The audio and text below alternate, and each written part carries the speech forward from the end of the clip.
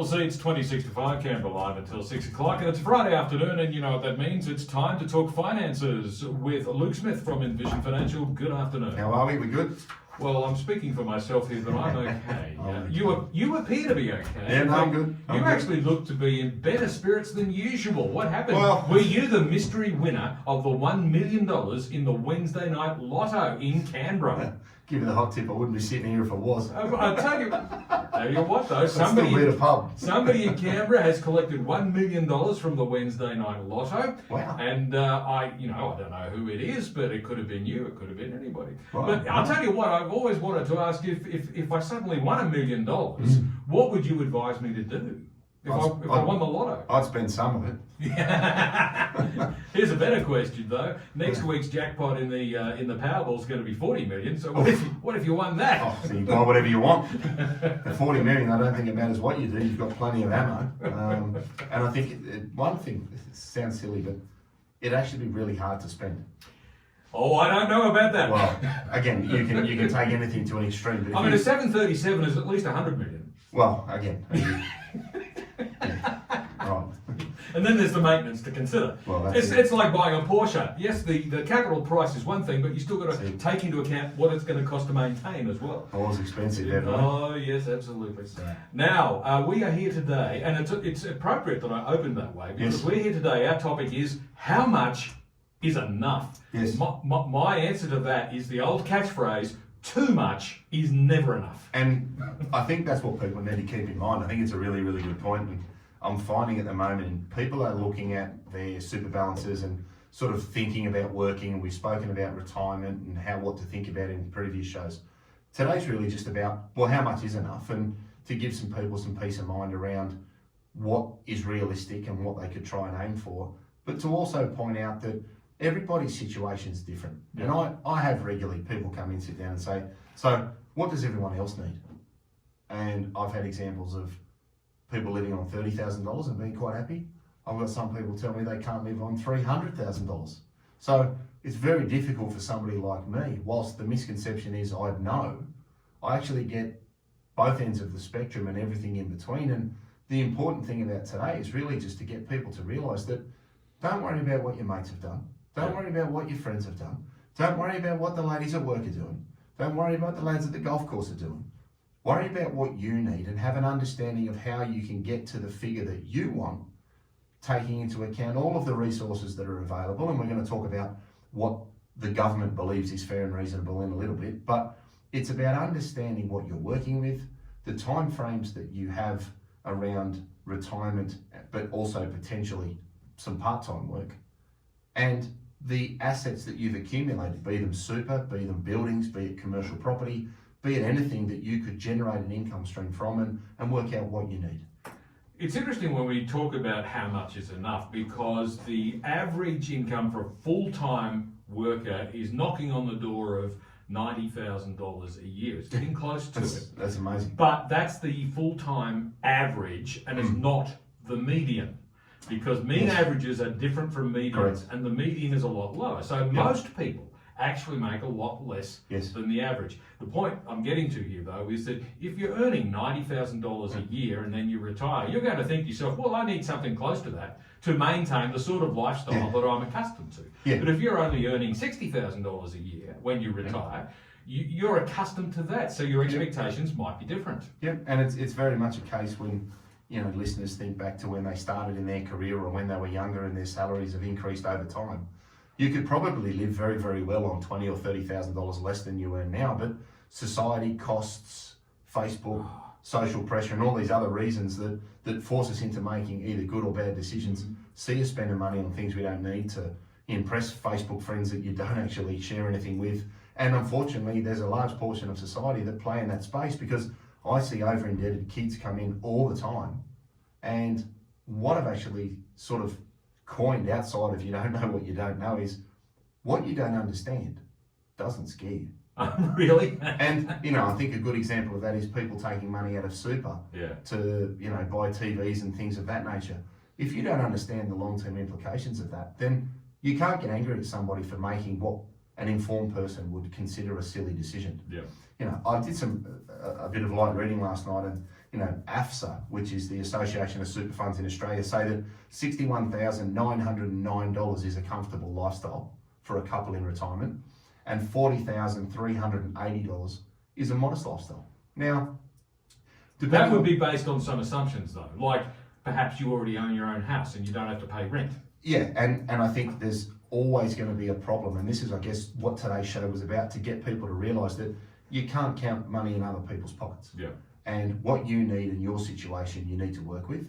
Those sorts of figures for me would say, I own my own home, and there would be an inclusion or an incorporation of some form of Centrelink to make the general assumption. Because as you pointed out, if the average person's earning $60,000 to $70,000 around the country, they're probably not going to have $1.2 million in super at a 5% yield generating 60 grand in income. No. So we can pretty comfortably say that you're going to accumulate some assets, be it investment properties, be it commercial assets, be it super, be it cash, be it units in a trust, whatever it may be. They will generate an income stream, and you may or may not be entitled to some sort of Centrelink entitlement. So to put some context around that, if you look at a self-funded person with $900,000 in the bank as a couple, and they generated a 4% income stream, that's $36,000 a year with no Centrelink entitlements. Now, that sounds great. Someone says, oh, I've got $900,000 in super. How fantastic is this? I feel really comfortable. Yeah. And they may, and that's great. By comparison, if you had $400,000 as a couple in super, you've just reached the minimum asset test, and you could be entitled to 2 full age pensions. Well, if you generated 4% income off yet 400 grand, you'd get 16 grand of dividends, or rent, or whatever your 400 grand is invested in, and 2 full age pensions. You're actually entitled to around $53,000 of combined income. So you're much better off having less capital than the self-funded person. And I guess the point of me explaining that is to illustrate that don't be disheartened by what you think is enough. And don't be concerned that you do or do not have the same as your friends, your mum, your dad, your cousins, and anyone else that you tend to compare yourself to. You need to work out what your resources are, because on top of that, you could also have some part-time work, which we've spoken about in the last couple of weeks as a resource to be able to top up the assets that you accumulate. Because there are a range of reasons that people may or may not have the assets that they want when they reach their preservation age between 55 and 60. But I think that's a really good way of putting some context around nothing is certain, and you need to do and work with the resources that you have. And don't be disheartened by saying, oh, well, I don't have $900,000 in super. I've only got $400,000. But with 2 age pensions on top of that, you can actually be in a much better cash flow position. Whilst it sounds stupid, and if you think of the methodology, it's actually quite silly that there could be such a discrepancy, but it's there to be used, and it's important that people understand what they can work with so that they can make the most informed decision to meet their number, whatever it may be. Now, I notice in today's notes that you've written down, don't be afraid to spend the kids' money. You've earned it. They're only going to spend it on big TVs and cars anyway. Yeah. Well, they might spend it on a few other things too. But True. I first came across this concept many years ago when another financial advisor referred to something that he called the ski club. Yeah, spend the kids' SKI, spend the kids' inheritance. Yeah. And I guess there's 2 schools of thought on that. Yes, you have earned the money and you should be entitled to the benefits of that money. Yeah. But if you don't leave anything for your kids, I mean, you know, that's how dynasties are established. You've got to leave something, haven't you? Yeah, you do. And look, if you've got the resources to do that, fantastic. And I think as a parent, as most parents would sort of want for their kids, we spend most of our working life to be able to do the things we like, but ultimately be able to give things to our children and let them have choices that give them the best opportunity to do whatever they want. And I think as a parent, you know, everybody feels the same, but don't get wrapped up in that, because you probably own your home, and with property prices being what they are, there's a significant asset there that could help the kids out. I don't think it's a bad thing to teach the kids they need to earn their own money. Yeah. I think that's a very good example, because the ones that I see that catch it and don't earn it or value it burn through it twice as fast as the ones that have worked since they were little. No fortune is so vast that it cannot be frittered away. Correct. That's another famous quote. Exactly. I can't remember who said it, but you're spot on. And I think, again, a lot of parents want to not touch capital. Longevity of their capital is very important to them, and I think it's a serious consideration in light of what's happening at the moment and with any investment time frame. But don't rob yourself of the opportunity to do things that you've got to do, because a lot of people that retire say to me, Lukey, between 60 and 75, I'm going to have a crack. Because I find from 75, decisions start to get made for you. Mm-hmm. It could be physical, it could be mental, it could be that you can't get travel insurance to go to America and your dream was to drive Route 66. I don't know. So what I'm trying to illustrate here is, whilst you like to plan for the longer term, there is a limited window of time from ceasing work with the freedom to do what you want. Yeah. And don't worry about trying to say, oh, I need this amount of money to age 90, because you'll probably find that you're not going through it at the same rate between 60 and 75. And I just wanted to give people that peace of mind to say, you can do it, you can retire, you can have choices, but don't get caught up on the fact that this money needs to last for forever, because your discretionary spending will not be the same in later years. Okay, now are we any closer to answering our initial question, how much is enough? Well, and the first bullet on my piece of paper here says it depends. And that's what I'm going to run with always, because it depends on your situation and the lifestyle that you want, whether you're living on 30 or living on 300. How about as much as possible? Look, I don't think there's ever enough. Nobody's ever said to me, wow, I just have so much trouble spending all this money. Yeah. No one's ever complained about that. No. But I generally find that if you want to peg a normal person, have around $10,000 of fixed costs: heating, electricity, water, car registrations, rates, provided you live in a normal house. And not the ACT. True.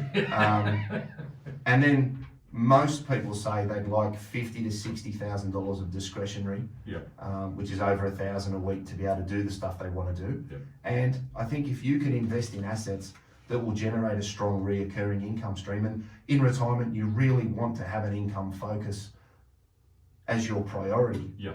Because if you buy income focused assets, the growth will come over time, because people will also chase those sorts of assets. So if you buy good quality stuff that provides a let's say in a normalized world, 4 to 5% of income, even if you touched $20,000 of capital out of $1 million super fund, you're only accessing 2% of what you have on top of income, which again talks to that longevity and will ensure that your capital base will let you live on $60,000, $70,000, $80,000 without too much trouble through good times and bad times. So it's really important that you know what your number is. And we spoke about a lot of budgeting leading into 30 June, but I think it's also important leading into retirement, because when you do turn that income tap off, there's a very big gap between what people earn as wages and what their investments will earn them. Yes. And there's a very big gap in the expectation and understanding what you invest in and what you need to generate.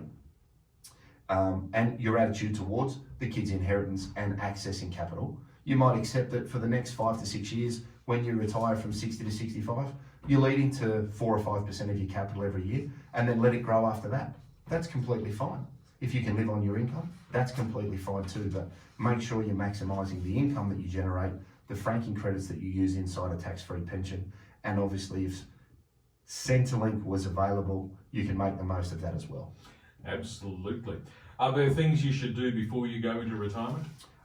Well, again, some of the key things I would have people thinking about is start sooner rather than later. Far too often people come in later years and show some interest in superannuation or accumulation strategies and find out that they could have been saving a significant amount of tax doing little things along the way, because the benefit of compounding is very, very powerful. And if you are going to work for a number of years, make the most of it. I'd also look at, income focused assets, so that as much of your annual living cost can be generated through distributions of what you buy in your super fund or your trust, your house you rent, or whatever your assets are. So focus on some income and the growth will follow. Use franking credits where possible. Maximise your super contributions in working times. The carried forward legislation is something that we've spoken about in previous shows, which is probably one of the best pieces of legislation ever invented. So if you don't know what that is, look it up and start using it. And just remember that your risk profile, or the way that you invest your money, does not need to cease when you retire. And what I mean by that is, a lot of people seem to tie their retirement date to a conservative risk profile. Right. And I can understand why people do it because their perception of their income has changed. But I will also get them to say that whilst you've stopped working, now your investments need to work for you for the next 15 or 20 years. So your investment time frame is actually much longer than you think. So consider more growth orientated income and paying assets. Don't just run to your cash and your fixed interest to protect capital, because as we know, capital doesn't grow.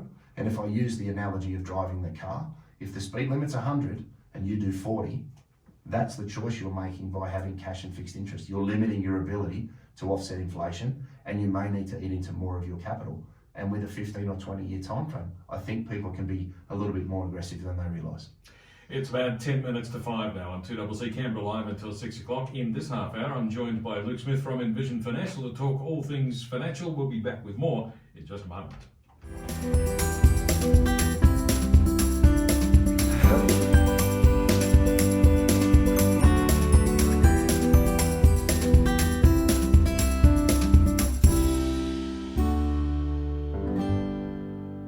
It's about 7 minutes to 5 now on 2CC Canberra Live until 6 o'clock. And in this half hour, I'm joined by Luke Smith from Envision Financial to talk about financial matters. And today's topic, how much is enough? Well, we've kind of answered that question. It's whatever you decide is enough, basically. Yeah, but when you make that decision, there are things to Correct. remember. So, Luke, what are the key things to remember? Well, I guess if we rehash what we sort of touched on before the break, start early, you won't miss it. And I say if you start saving early, benefit from compounding, you're not making bigger jumps later in life. Yeah. Maximise. This is the big thing, isn't it? If you start putting money away on a regular basis when you're 21, Yeah, exactly. it makes a huge difference, even compared to when you're 31. Correct. And you don't need to make bigger contributions later when you want to spend it on other things you enjoy. Yeah. Remember that investments work longer than you do. So think twice about assuming you need to move to a conservative risk profile. If you truly feel like that, great, but understand the implications and the additional risks that provides, or as I said, do 40 in 100 zone. You won't spend money the same as you do from 60 to 75 as you do from 75 to 90, if you're lucky enough to last that long. So remember that you won't need the same amount of income every year for the rest of your days.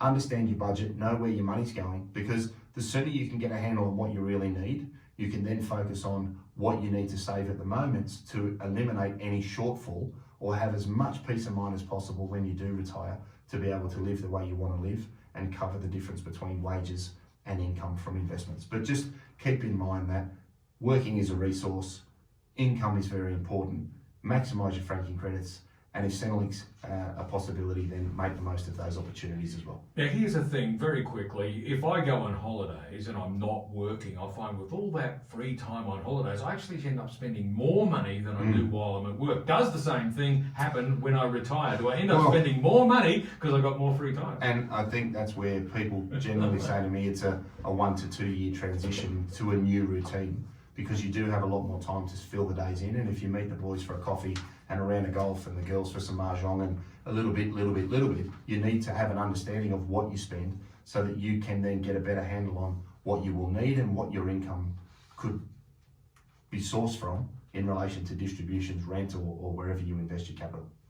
So yes, you might be spending more than you did before, but if that's the case, then you certainly need to plan ahead and make sure you've got it covered. Yep, that's right. Yeah, exactly. And that's why working part-time is not a bad thing. Yeah, well, keeps you busy, keeps you out of trouble, you know. Keeps your mind sharp, keeps your body in check, and actually keeps you in your social network in some instances. So keeps you off the street. Not a bad thing. Out of jail, as they say. Exactly right, exactly right. Indeed.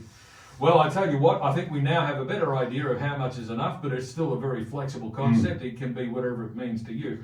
But there are some certain minimums there. You need to make sure you got your bills paid, you've got enough for your food and groceries and so forth. And then on top of that, your little discretionary items like maybe an annual holiday or other little luxuries that you might enjoy. Exactly right. You take all that into account, then you can figure out what the figure is for you. So, Luke, where do we go if we want to get more information? www.envisionfinancial.com.au. We've got the podcast, iTunes, Spotify, the Strategy Stack at Luke Talks Money, where we've got the podcast. Said that. YouTube, we've got Envision Financial Canberra. We've got all the key takeouts of today and some bullets that you can stop and pause and wind back and have a look on your iPhone. And I think it's just important that people keep things in perspective and make the most of the time that they have working. So on a lighter note, I'd like to take the opportunity to just embarrass Mr. Whitehead from the Raiders, and let everybody know that it's his birthday. So if you can get out to the watch the footy and watch the Raiders do the Roosters, I'm sure a few celebratory wines will be had for his birthday tomorrow night as well. So happy birthday, big man, and let's see if you can't get the job done tomorrow. Fantastic. Well, the big game is around about 7:30 on tomorrow night at Yeah, Chicago Stadium. Big chance. Yeah, and I'll tell you what, So get out there and support the Raiders. It's going to be a huge game. Give Elliot a kiss. Will that help him? I don't know. But obviously it's going to be a big night, and all eyes will be on the stadium. Luke, thanks very much. We'll catch you again next We'll see you next week. Beautiful. Luke Smith from Envision Financial with all things financial. It's around about 2 minutes to 5. News is...